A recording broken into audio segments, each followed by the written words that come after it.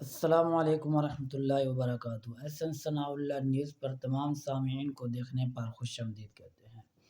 جیسے کہ ہم نے اپنے سامعین سے یہ کہا تھا کہ دنیا بھر ملک پاکستان کی سیاست پر ہم تجزیہ کریں گے، ہم بات کریں گے۔ آج ہم ملک پاکستان کی سیاست پر بات کرنے جا رہے ہیں اور اپنے سامعین کو یہ بتانے جا رہے ہیں کہ ملک پاکستان کے اندر کون کون سی پارٹیاں الیکشن لڑ رہی ہیں اور کون کون کی پارٹیاں اس وقت مقبولیت میں ہیں۔ تو سب سے پہلے ہم آپ کو یہ بتانا چاہتے ہیں کہ پاکستان کے اندر سب سے بڑی جماعتیں پاکستان PTI کو اس وقت نظر انداز کیا جا رہا ہے، ان کے کینڈیڈیٹوں کے لیے بڑی مشکلات پیدا کھڑی کر دی گئی ہیں۔ اور اسی طرح پاکستان پیپلز پارٹی اور پاکستان مسلم لیگ نون،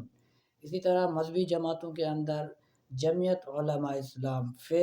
اور تحریک لبیک پاکستان اور پاکستان رائے حق پارٹی اس وقت میدان میں ہے۔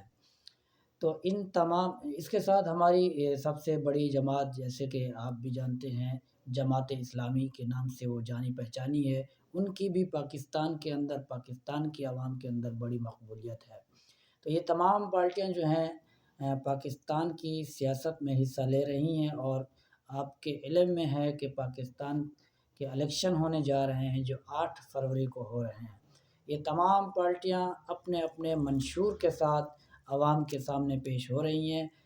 ہم بھی جانتے ہیں، آپ بھی جانتے ہیں ان کا منشور کیا ہے، اور 70-72 سال ہو گئے ہیں۔ اگر زیادہ نہیں تو ہم ان کے جو ہے نا 50 سال یا 40 سال بھی نکال دیں تو 2 پارٹیاں ہیں جو بار بار آ رہی ہیں اور جا رہی ہیں، آ رہی ہیں اور جا رہی ہیں۔ اور پاکستان کا آپ کے سامنے قرضہ بھی ہے کہ وہ کتنا قرضہ چڑھتا جا رہا ہے،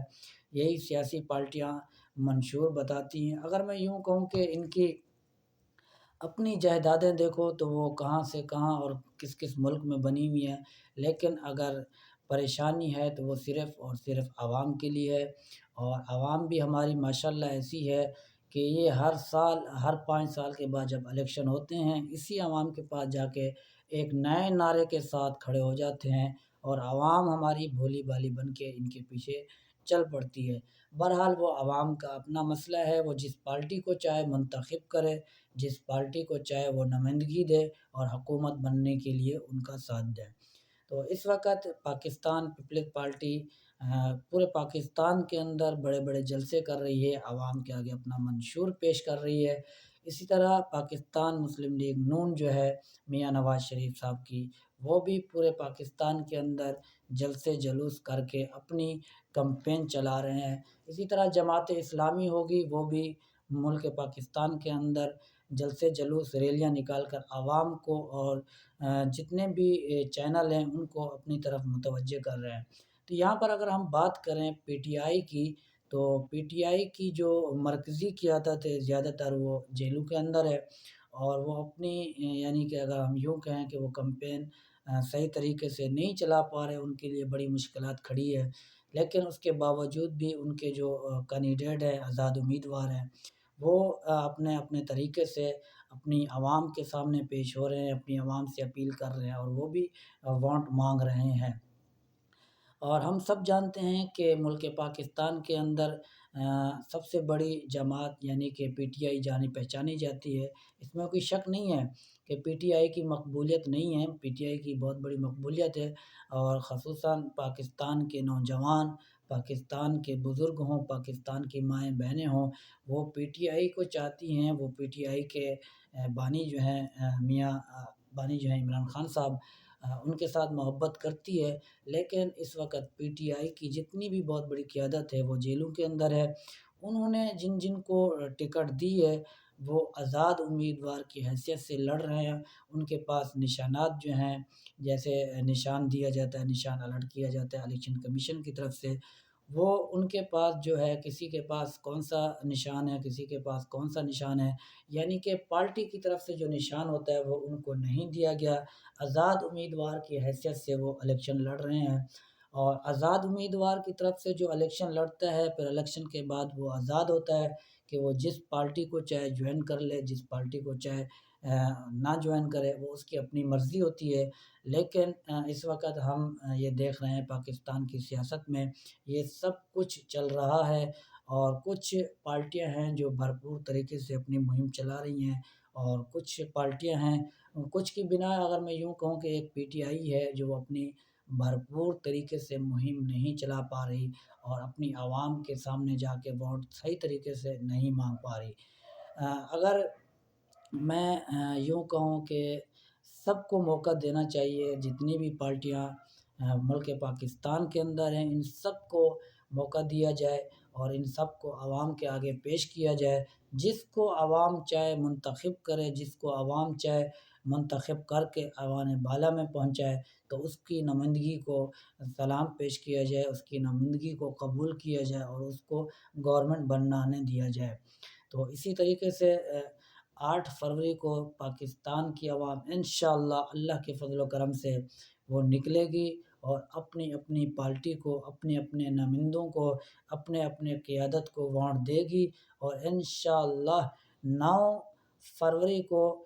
یہ اعلان ہو جائے گا، الاؤنمنٹ ہو جائے گی کہ کس پارٹی نے زیادہ ووٹ لیے، کس پارٹی کے زیادہ ایم این اے بنے ہیں۔ وہ ہم 9 فروری کو ہی بیٹھ کر اس پر تجزیہ کریں گے کہ آیا الیکشن صحیح ہوئے ہیں یا نہیں ہوئے۔ اب یہ ساری بات الیکشن کمیشن پہ جاتی ہے کہ آیا وہ الیکشن کمیشن جو ہے وہ 8 فروری کو کس طریقے سے الیکشن کروانا چاہتا ہے اور کس طریقے سے جو ہے عوام کے اندر اپنی مقبولیت کو برقرار رکھنا چاہتا ہے۔ ہونا تو یہ چاہیے، الیکشن کمیشن کا یہ کام ہے کہ وہ تمام پارٹیوں کو سہولت فراہم کرے، تمام پارٹیوں کو الیکشن لڑنے کی اجازت دی جائے، تاکہ کوئی پارٹی الیکشن کے بعد یہ نہ کہہ سکے، کسی کے اوپر انگلی نہ اٹھا سکے کہ ہمارے کو موقع نہیں دیا گیا، اور الیکشن جو ہے یہ ایک فلاں پارٹی جو جیتی جاتی ہے، بلامون ہمارے سامنے ہے، آپ کے سامنے ہے کہ جو پارٹی جیت جاتی ہے وہ کہتی ہے بس یہی الیکشن جو ہے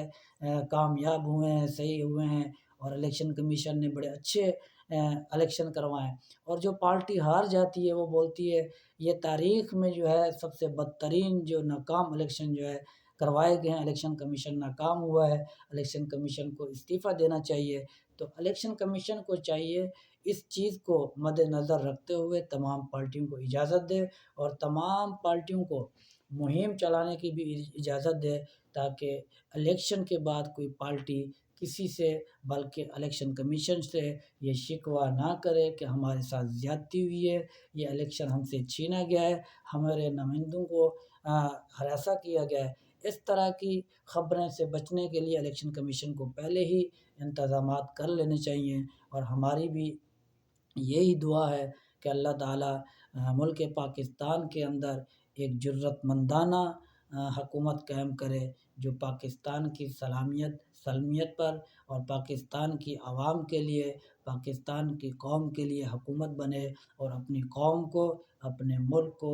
دنیا کے اندر منوائے، اور پاکستان کے اوپر کوئی بھی میلی آنکھ دیکھے اس کا بھرپور جواب دے۔ انشاءاللہ اللہ کے فضل و کرم سے زندگی رہی تو ہم 9 فروری کو بیٹھیں گے۔ اس سے پہلے بھی ہم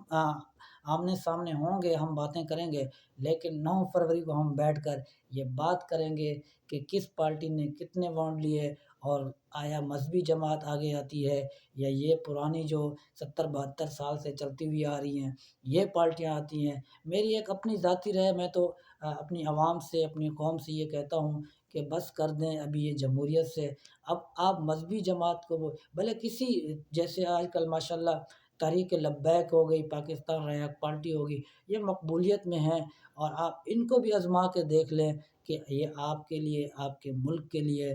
کیا کام کرتی ہیں۔ چھوڑیں اب ان کو، بہت ہو گیا، 70-72 سالوں سے ہر 5 سال کے بعد ہر الیکشن میں آ کے ہمیں ایک نئے طریقے سے الیکشن کی دعوت دیتے ہیں، اور نئے طریقے سے ہمارے کو کہتے ہیں کہ ہم یوں کر دیں گے، وہ کر دیں گے، ہوتا کچھ بھی نہیں ہے، ہوتا وہی ہے، وہ اپنے گھروں کو بھرتے ہیں، ان کے بچے مال و مال ہو جاتے ہیں، قوم اور عوام جو ہے وہ غریب ہو جاتی ہے۔ تو میری یہ رائے ہے کہ باہر نکلیں 8 فروری کو، اور 8 فروری کو نکل کر آپ اپنے جو بھی نمائندے ہیں، آپ جن کو جس پارٹی کو چاہتے ہیں آپ ان کو ووٹ دیں، اور ان کو اسمبلیوں تک پہنچائیں، اور اسمبلیوں میں جا کر ان کو یہ بھی دیکھیں کہ وہ اسمبلیوں کے جانے کے بعد آپ سے ملاقات کرتے ہیں، آپ کے حلقے میں آتے بھی ہیں، آپ کے